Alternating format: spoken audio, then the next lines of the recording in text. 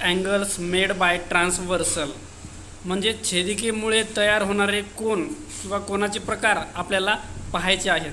छेदिका म्हणजे दोन लाईनी पॅरलल असतील, दोन लाईनी समांतर आणि तिला एक लाईन जर कट करून जात असेल तर तिला छेदिका म्हणतात।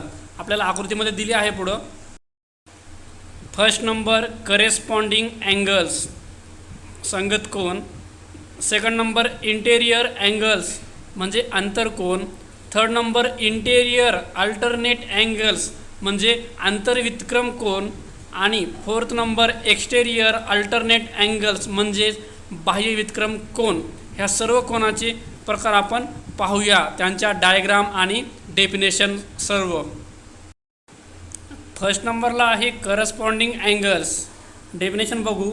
If the arms on the transversal of a pair of angles are in the same direction and the other arm are on the same side of the transversal, then it is called a pair of corresponding angles।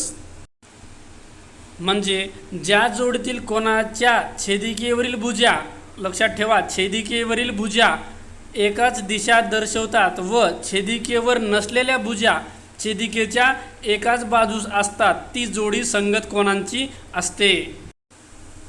Diagram number फर्स्टमध्ये दिले तुम्हाला बी आणि F हे दोन angle equal आहेत कारण ते corresponding angle आहेत। आता बी आणि एफ या दोन्हीही अँगलची जी ट्रान्सव्हर्सलची जी भुजा आहे, ट्रान्सव्हर्सलची जी साईड आहे ती एकच दिशा दर्शवत आहे वरच्या साईडची, आणि त्याच अँगलची बी आणि एफ ह्या दोन्हीही अँगलची दुसरी साईड ही ट्रान्सव्हर्सलच्या एकाच साईडला आहे, ट्रान्सव्हर्सलच्या राईट साईडला आहे। करस्पॉन्डिंग अँगलच्या चार जोड्या असतात। तुम्हाला डायग्राम फर्स्टमध्ये दिले बी आणि एफ ही झाली पहिली जोडी अँगलची, नंतर डायग्राम सेकंडमध्ये दिलं तुम्हाला ए आणि ई ही झाली दुसरी जोडी, नंतर डायग्राम थर्डमध्ये दिले सी इक्वल टू जी आणि डायग्राम फोर्थमध्ये दिले तुम्हाला डी आणि एफ। करस्पॉन्डिंग अँगल हे इक्वल असतात म्हणजे अँगल बीचं जे मेजरमेंट आहे तेच मेजरमेंट अँगल एफचं सुद्धा असणार। प्रत्येक करस्पॉन्डिंग अँगल हे इक्वल असतात। त्यानंतर दुसरा करस्पॉन्डिंग अँगल आहे ए आणि ई, जे मेजरमेंट अँगल एचं असेल तेच मेजरमेंट अँगल ईचं सुद्धा असणार। समजा अँगल एचं मेजरमेंट आहे 120 डिग्री 120 अंश, तर अँगल ईचं मेजरमेंटसुद्धा 120 अंशच असणार। तुम्हाला क्वेश्चन असाच विचारला जाणार, तुम्हाला दिलं जाणार एचं मेजरमेंट आणि ईचं तुम्हाला फाईन काढायचं आहे। मग तुम्ही आन्सर कसं लिहिणार? आन्सर लिहिताना तुम्ही म्हणणार अँगल ए आणि E is equal because angle A आणि ई हे कोणते अँगल आहेत? हे करस्पॉन्डिंग अँगल आहेत। जर हे करस्पॉन्डिंग अँगल असतील तर दोन्हीही अँगलचं माप सेम असेल। Definition number second, interior angles a pair of angles which are on the same side of the transversal and inside the given lines is called a pair of interior angles। म्हणजे ज्या जोडीतील कोन दिलेल्या दोन रेषांच्या आतील बाजूस आहेत व छेदिकेच्या एकाच बाजूस आहेत ती जोडी आंतरकोनाची जोडी असते। म्हणजे दिलेल्या दोन लाईनी ह्या दोन्ही पॅरलल असतात आणि जी छेदिका असते ह्या छेदिकेच्या एकाच साईड आणि दिलेल्या दोन लाईनीच्या आतील बाजूस असतात त्यांना आंतरकोन असे म्हणतात। आंतरकोनाची बेरीज ही 180 अंश असते।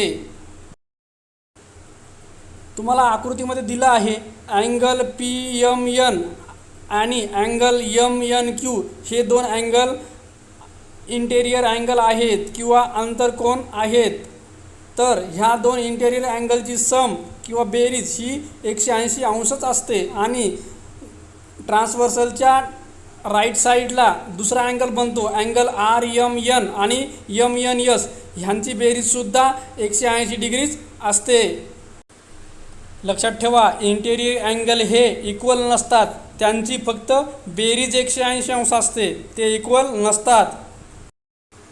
Definition number 3, interior alternate angles pair of angles which are on the opposite sides of transversal and their arms on the transversal show opposite direction is called a pair of alternate angle।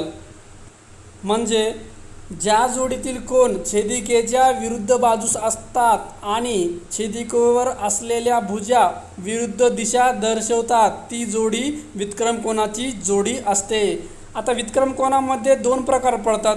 पहिला आहे interior alternate angle म्हणजे आंतरव्युत्क्रम कोन आणि दुसरा आहे exterior alternate angle म्हणजे बाह्य व्युत्क्रम कोन। Alternate angle हे इक्वल असतात, त्यांचे माप हे सारखेच असते। आपण आकृतीमध्ये पाहत आहेत की अँगल PST आणि STN हा झेड सारखा अँगल तयार होतो। दोघांचं पण मेजरमेंट दिसत आहे Y आणि Y। तर हे दोन अँगल इंटेरियर अल्टरनेट अँगल आहेत आणि इंटेरियर अल्टरनेट अँगलची दुसरी जोडी म्हणजे अँगल MST आणि STR। X आणि X अँगल दिसत आहेत, हे दोन अँगलसुद्धा इक्वल आहेत आणि इंटेरियर अल्टरनेट अँगल आहेत। अल्टरनेट अँगल हे इक्वल असतात। Last part 4 number exterior alternate angle म्हणजे बाह्य व्युत्क्रम कोन। एक्सटेरियर अल्टरनेट अँगल हे सुद्धा इक्वल असतात। तुम्हाला आकृतीमध्ये दिला आहे बघा, अँगल PMR आणि दुसरा अँगल आहे दिलेल्या गिवन लाईनीच्या डायरेक्ट खाली म्हणजे अँगल VQT। PMR आणि VQT हे दोन अँगल नेहमी इक्वल असतील। जे माप PMRचा असेल तेच माप VQTचा असेल आणि 2 नंबरचा एक्सटेरियर अल्टरनेट अँगल हा angle RMN equal to angle SQV। हे दोन अँगलसुद्धा एक्सटेरियर अल्टरनेट अँगल आहेत, यांना बाह्य व्युत्क्रम कोन म्हणतात। जे माप RMNचा असेल तेच माप SQVचं सुद्धा असेल। तुम्हाला डायग्राममध्ये दिलं आहे RMN ह्या अँगलचं माप आहे Y डिग्री आणि अँगल SQV ह्या अँगलचं माप आहे Y, म्हणजे दोन्हीही अँगल इक्वल आहेत। आणि दुसरा अँगल PMR आणि VQT हे दोन अँगल इक्वल आहेत। आता तुम्हाला याच्यावर क्वेश्चन कसा विचारला जातो, तुम्हाला दिलं जातं समजा अँगल PMR ह्या अँगलचं मेजरमेंट आहे 150 डिग्री 150 अंश आहे, तर तुम्हाला विचारतात अँगल VQT फाइंड करा। मग आपण काय म्हणणार, आपण सांगणार की PMR आणि VQT हे एक्सटेरियर अल्टरनेट अँगल आहेत, बाह्य व्युत्क्रम कोन आहेत, म्हणून हे दोन्हीही अँगल इक्वल असणार। मग जे माप PMRचा असेल तेच माप VQTचा असेल, म्हणून angle VQT equal to 150 degree. अशा प्रकारे तुम्हाला क्वेश्चन सॉल्व करायचे, लक्षात ठेवा। तुम्ही फक्त हे पॉईंट लक्षात ठेवा की करस्पॉन्डिंग अँगल हे इक्वल असतात, इंटेरियर अँगल इक्वल नसतात। इंटेरियर अँगलची सम असते 180 डिग्री। त्यानंतर इंटेरियर अल्टरनेट अँगल हे सुद्धा इक्वल असतात। आणि 4th नंबरला आहे exterior alternate angle. Exterior alternate अँगलसुद्धा इक्वल असतात, फक्त इंटेरियर अँगल हे इक्वल नसतात, आंतरकोन हे इक्वल नसतात, त्यांची बेरीज 180 अंश असते फक्त। व्हिडिओ चांगला वाटला असेल तर लाईक आणि सबस्क्राईब करा आणि तुमच्या मित्रांनासुद्धा शेअर करा।